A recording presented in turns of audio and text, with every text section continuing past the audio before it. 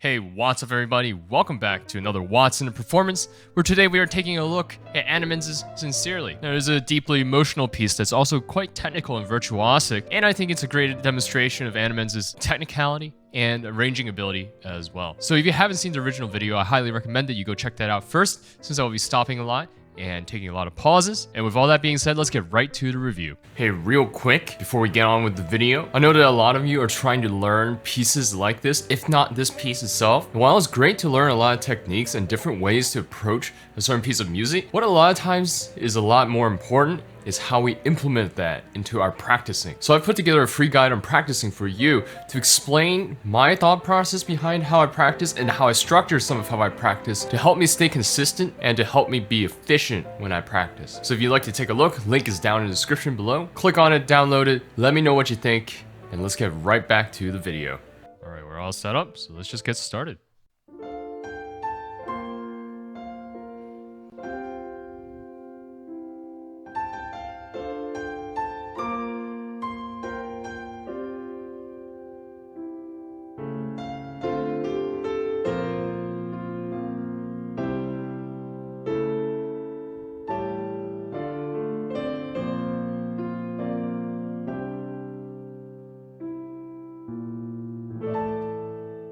So one thing that I want you to notice throughout the entirety of this piece is how much three-hand technique there is. Now with three-hand technique, you're voicing the middle voice, which is incidentally both more difficult and a little bit easier than having to voice the top voice. Because if you think about it, your thumb, index, and middle fingers are typically stronger and heavier than your pinky and your ring fingers. So putting the voice in the middle sometimes is a little bit easier to bring out because of the nature of the fingers that you're playing them with, but it also is a little bit more difficult because those fingers are unused to phrasing things in a certain way. So pay attention to how Animenz does it. In order to do something like this, you really do have to feel the weight shift towards one side of your hand,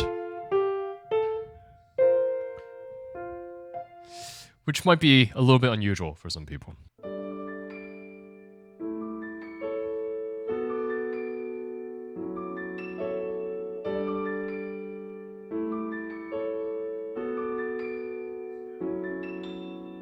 I think this is a very slight point, but still worth noting. When Animenz plays to the top of this note, he turns his hand like this. The slowness and the nature of the movement, of course, is theatrical in part, right? It's part of the performance and the showmanship. But it is derived from actual technique that he's using to play this, right? Because he's playing towards the top note. Right, so the direction is moving towards the top note, so there is inherently weight going into that finger. Now, how do you get weight to go into that finger? Well, one thing that you can do is you can feel like you're turning something and rotating into the pinky. So if I did it here with like a very exaggerated movement, we get the same thing.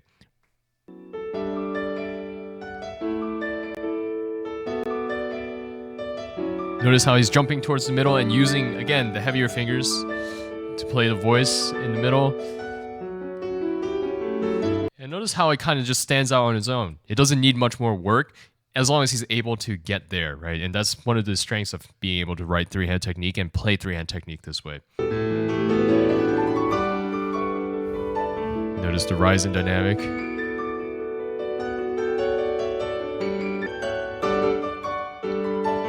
I would also note the texture that he's playing with here. So you'll notice that in this mezzo forte section, Animenz kind of plays like even the more delicate parts with a quite bouncy hand. So his wrist is very loose and there's a lot of bounce to the hand, right? And it kind of plays nicely into. But when he gets to this piano section,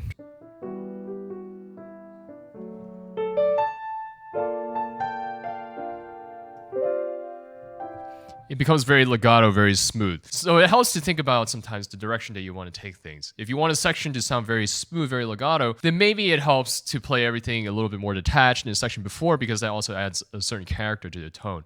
Personally, I would still play this with a little bit more legato-ness to it, but I do think that it is a very nice touch that is bounced like that through the pedal, right? Because holding the pedal and still being able to hear the articulations is quite nice, quite interesting.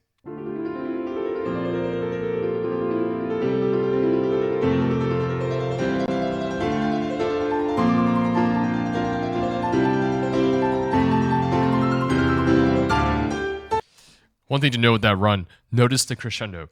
In order to crescendo through a run like that, you have to feel as though the weight in your arm is getting increasingly heavier. So in order to get it smooth like this and to get it like even like this, part of it is thinking about how you're lifting the fingers, but much more importantly is how you're easing weight into the arm as you're playing the run. So at first we start with a lot of fingers. But as we get onwards with the run, there's more and more weight that goes into the key to the point where it feels like you're really like sitting onto the key with a sort of gluey feeling. Right, as a rough approximation. That's also helped though by the left hand, right? A lot of people sometimes forget, especially beginner intermediate students, will forget that their left hand should also crescendo with everything else. So the left hand guides the crescendo, sets like markers for where the right hand should end up, and also aids in making that sound much fuller, much more continuous. You can even see the tension going into his hand and how it feels like he's getting a little heavier on the key just to create that crescendo. And here, lots of weight going into the key.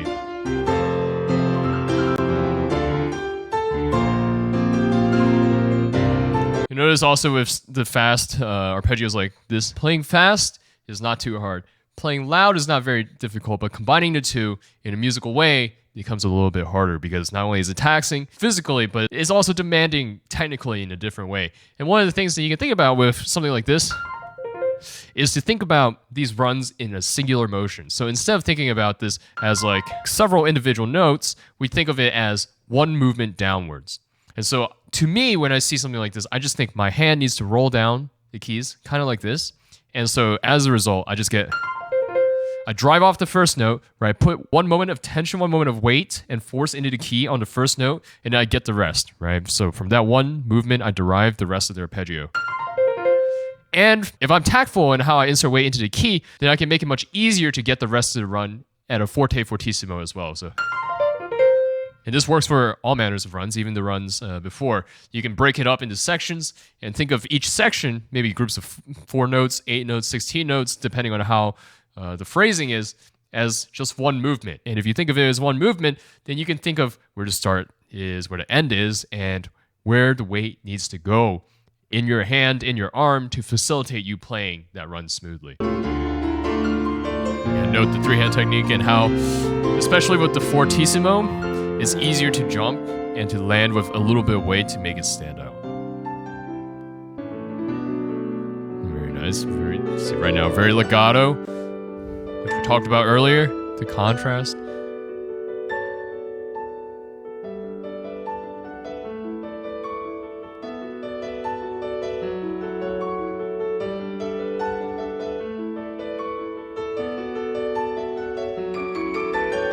Okay, now this is very interesting. On the sheet that he's released, Animenz has written that these notes up here are half notes. So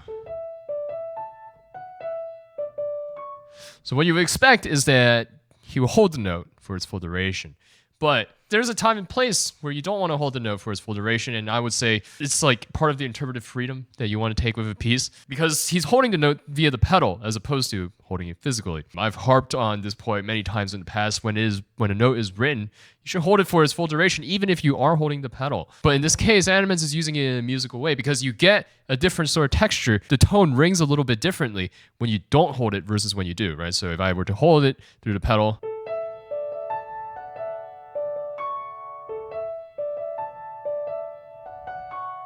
it gives again, hopefully you can hear that there's a subtle difference in tonality.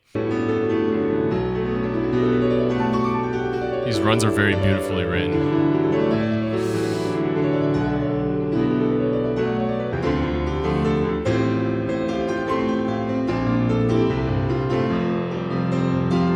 I want you to notice how much weight is going into the keys. With every single chord that he's playing, it looks like you can even physically see it in the video. There's a little push into the key, and it looks like his hand sticks a little bit more than it normally would. So as opposed to coming from above, right, where we come down just like landing like this,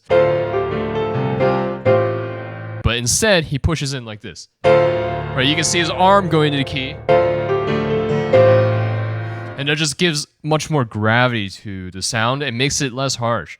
Right, it makes it a little bit rounder, the tone a little bit rounder, it makes it less harsh and a little bit more controlled.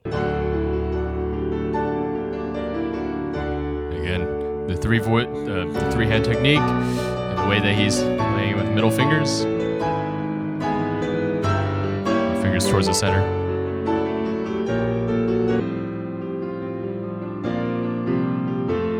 And now you'll notice that he's holding the upper notes in the chord for their full duration, and it gives a slightly different texture from what we talked about before.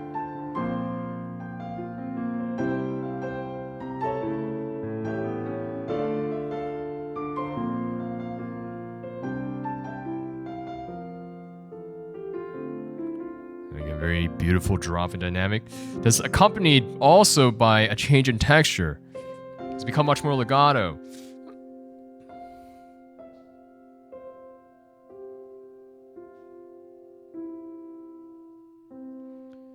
It is sometimes very helpful to think about, again, the direction of the piece and what you want each section to sound, but maybe sometimes even what each dynamic range wants to sound like. What does it lend itself to within a specific piece or a specific section? Clearly, all the piano, mezzo pianos here lend themselves to being played a little bit more connected, a little bit more smoothly, whereas perhaps in other places, in other pieces, you can play them with a little bit more spice, a little bit more pepperiness. It's just something to keep in mind when you're like looking at a piece and interpreting it and adding your own musicality to it. Like, what parts do I want to keep consistent across the entire piece?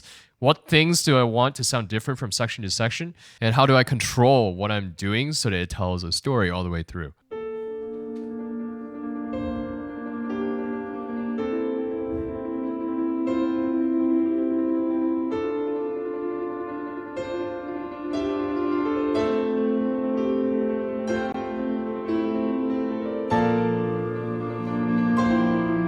A lot of times people struggle to tremolo very quickly, and the technique to doing so is to incorporate a little bit of wrist rotation into the way that you're playing. So it's very minute here. It's almost like you can't really even see it the way Animenz plays it until he gets to like some of the bigger intervals. But what you want to do is you want to hold your wrist a little bit loosely, so that it's almost like you can do this like YOLO sign like really quickly, like this, and you just apply it to whichever fingers you're using to play the tremolo. So if I were just to raise and lower my fingers, right, I can go pretty quickly.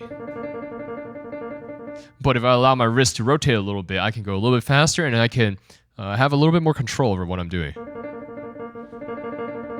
So it's really a combination of both that allows you to then play as fast as you need to or want to, with more control, because you're being a little bit more efficient with your energy and a little bit more efficient with your movements. So I can control how high my fingers come off the key because I'm using my wrist. So if I wanted my fingers very close to the key so that it's a little bit softer, then I can incorporate a little bit more wrist.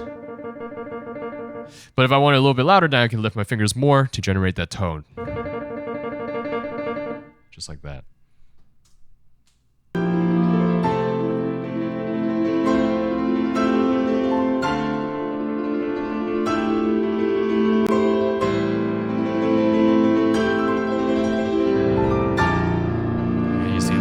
One movement downwards.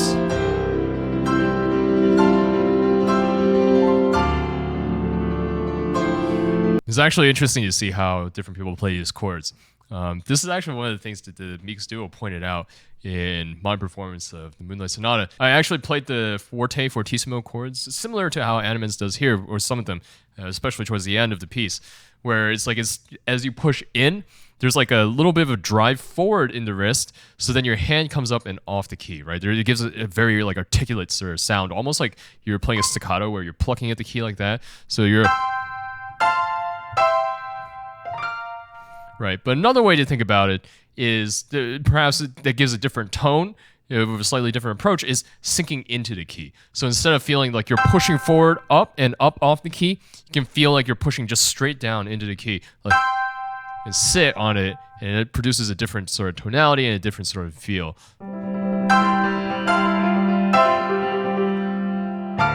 As opposed to... You can hear a bit of a difference, and sometimes it's just honestly preferential, right? Do you want to allow your arm weight to feel like it's sinking into the key, or do you want to be able to hop off the key and get to the next note? Sometimes it's preferential, and sometimes it's about playing economics as well. See all that weight going into the keys, it just drives the head up.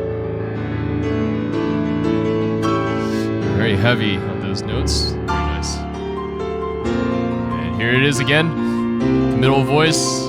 heavy fingers. Because the whole thing is heavy. You see how much weight is going into the top voice too?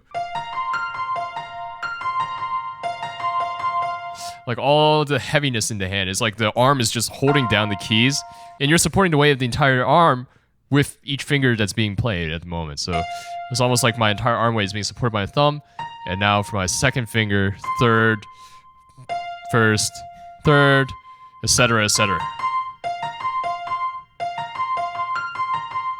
And that's how he's getting such a strong, like, heavy tone. I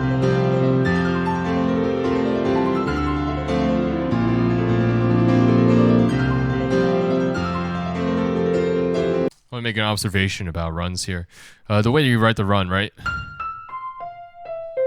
With each jump back up, right, with the interval going up, which moves in contrary motion to the rest of the run, Animenz brings out by putting a little bit of weight into it. It's for rhythmic purposes, but it's also nice to give the ear a little bit something to listen to in the midst of a run, because sometimes the run is just like a blur, and if you give it these little like mile markers, then it gives you something to remember, almost like a faux melody to track. Of course, because it's moving in contrary motion, it naturally stands out because your ear hears the change in what's happening, but it's still nice to bring it out a little by rotating a little bit into it, even when you're going fast. And one of the ways that I would practice it is precisely what I did now, right? It's like almost like every single time you have one of these notes, you just pause for a moment and really put some weight into it. And when you make it fast, right, it just naturally comes out. Very bouncy. See, very bouncy on the hand. So a lot of that motion just comes from the wrist. It's like from the wrist and also the feeling of like springing off each key.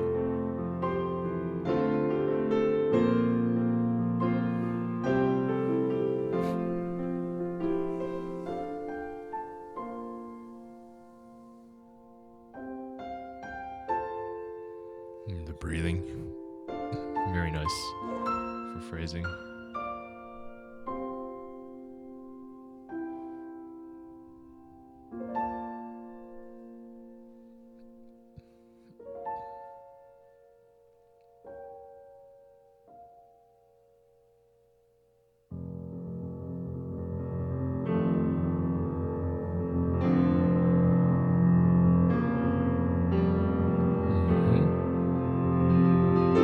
Same thing that I said earlier about tremolos. And increasing amounts of weight going into the keys. See the whole body getting involved right there.